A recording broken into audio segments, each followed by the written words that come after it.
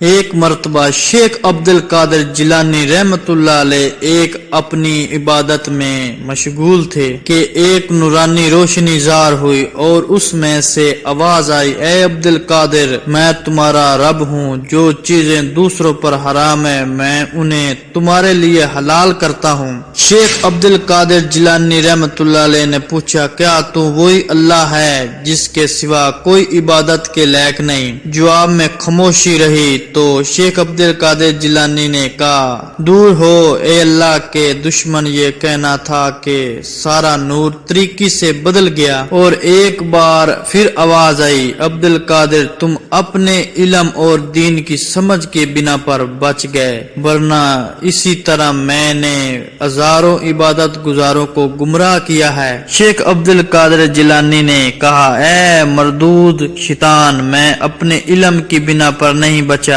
بلکہ میں اپنے اللہ کی مہربانی کی وجہ سے بچا ہوں۔ شیخ عبد القادر جیلانی سے ایک شخص نے پوچھا کہ آپ کو معلوم ہوا کہ وہ شیطان ہی ہے؟ آپ رحمت اللہ علیہ نے فرمایا کہ جب اس نے کہا کہ دوسروں پر جو چیز حرام ہے میں آپ کے لیے ان کو حلال کرتا ہوں تو مجھے یقین ہو گیا کہ یہ شیطان مردود ہی ہے، کیوں نہ کہ انسان اپنے علم کی وجہ سے اللہ کے نزدیک کبھی نہیں ہو سکتا، کیوں نہ کہ علم تو شیطان کے پاس بھی بہت تھا۔ انسان صرف اور صرف پرہیزگاری کی بنا پر اپنے اللہ کے قریب ہوتا ہے۔ اور دوسری بات یہ ہے کہ عبادت وہی ہے جس سے انسان کا دل نرم ہو جائے، اور جس عبادت کے کرنے سے انسان میں تکبر آ جائے اس عبادت کا کوئی فائدہ نہیں۔ رسول اللہ صلی اللہ علیہ وسلم نے ارشاد فرمایا کہ اللہ کے نزدیک وہی سب سے بہتر ہے جو تقوی میں سب سے بہتر ہے۔ اللہ تعالی ہم سب کو شیطان مردود سے اپنی پناہ میں رکھے اور ہمیشہ ہمیں ہدایت دیتا رہے، آمین ثم آمین۔